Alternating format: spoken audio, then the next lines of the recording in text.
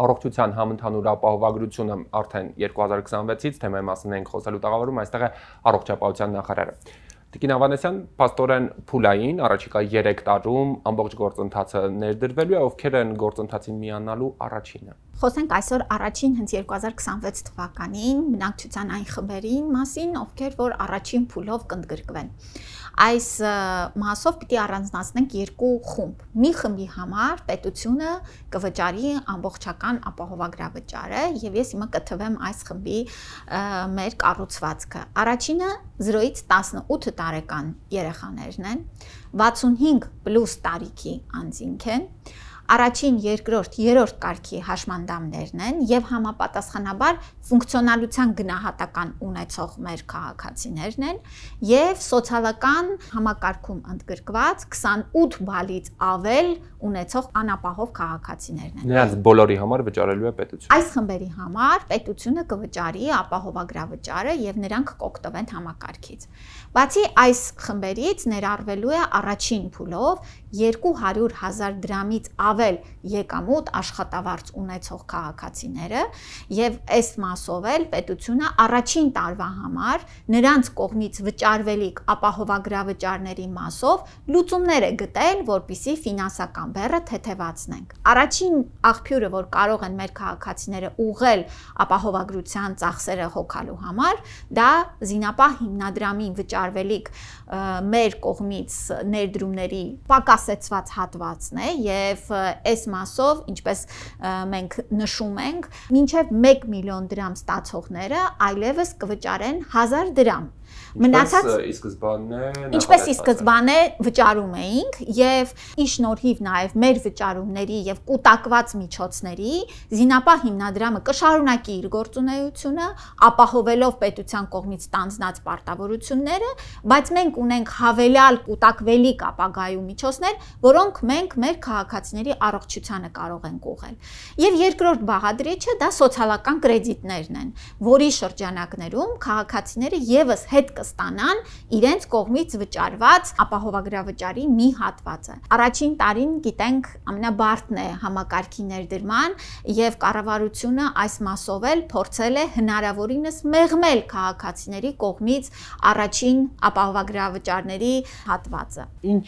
գումարի մասին է խոսքը, հա, մոտավորապես որքան է արժենալու մեկ ծածկույթի արժեքը, որպեսզի քաղաքացիներն մոտավոր պատկերացում ունենան։ Ուրեմն մեր նախագծով առաջարկվել է ապահովագրավճարը տարեկան սահմանել 129,600 դրամ եւ այս փաթեթը այս արժեքի շրջանակներում տարեկան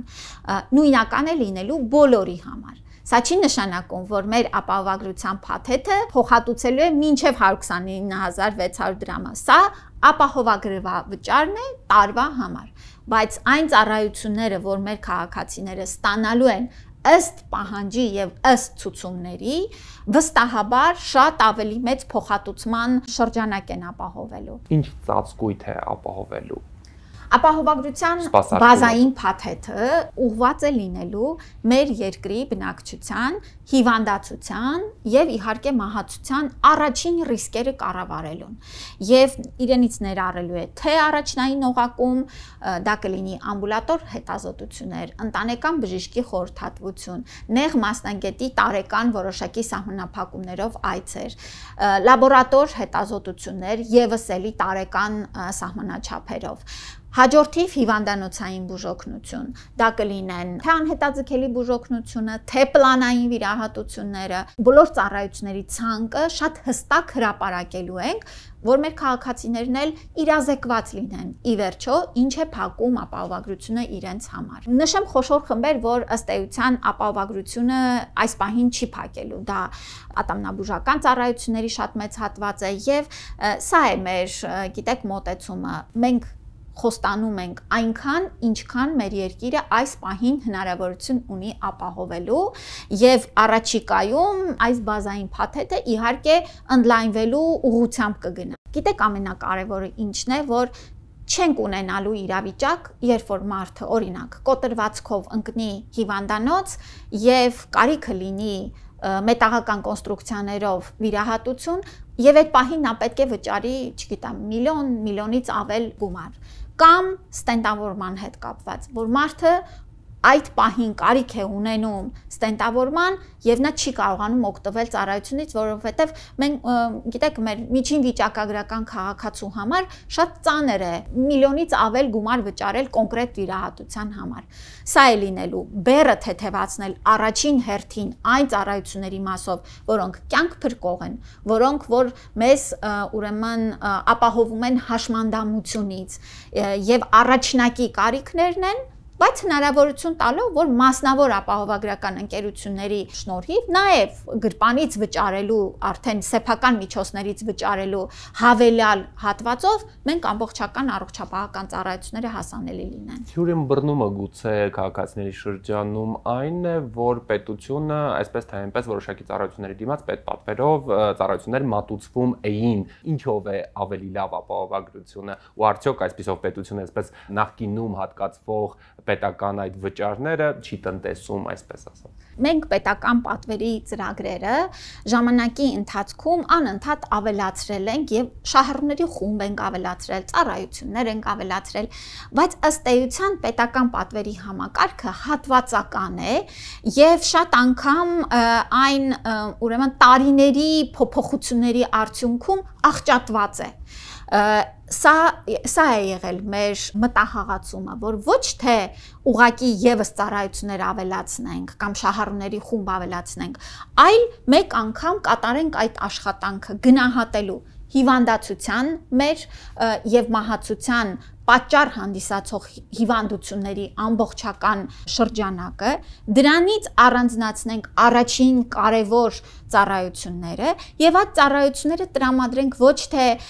մի կտորը պետպատվերով կար, բայց ինչ որ հետազոտություններ դուրս էր մնում եւ այլն, այսինքն այդ ծառայությունը ամբողջական դիտարկենք։ Բացի դրանից, իհարկե վերանայվել են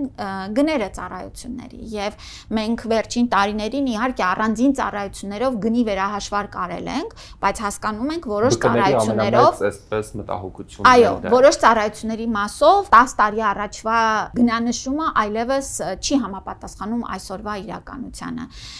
Ես մի օրինակ բերեմ, ինտենսիվ թերապիայի բաժանմունքի 1 օրվա արժեքը, ինչ որ մենք վճարում էինք նախորդիվ եւ հիմա պիտի փոխենք, շատ էական տարբերություն է լինելու։ Կույրաղիքի վիրահատությունը, պարզ վիրահատություն է, որը շատ պահանջարկ ունեցող վիրահատություն է, գրեթե 2-3 անգամ ավելանալու է այս վիրահատության արժեքը, բայց միայն արժեքը չի վերանայվել, այլ ամբողջական կույրաղիքի վիրահատության շրջանակն է կարգավորվել, թե ինչ ենք հասկանում այս ծառայության տակ եւ ինչ ստանդարտի ծառայություն պետք է մատուցվի, որպեսզի մենք ապահովագրության շրջանակներում փոխհատուցենք դեպքը։ Այս բոլոր փոփոխություններն են, որը ըստ էության ապահովագրության մաս են կազմում եւ էականորեն տարբեր են պետպատվերի շրջանակից եւ էությունից։ Առողջապահական ծառայություններ մատուցողները ու ապահովագրական ընկերությունները պատրաստ են։ Գիտեք, առողջապահական կազմակերպությունները նաև պատրաստվում են, զարգանում են, ներդրումներ են անում,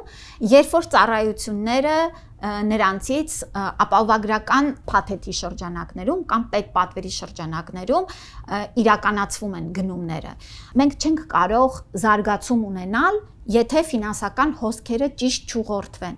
Եվ բացի դրանից պետությունը նաև կապիտալ ծախսեր է իրականացնում մարզային բժշկական կենտրոնների վերակառուցման, կառուցման եւ համալրման Երևանում, պետական բժշկական կենտրոններում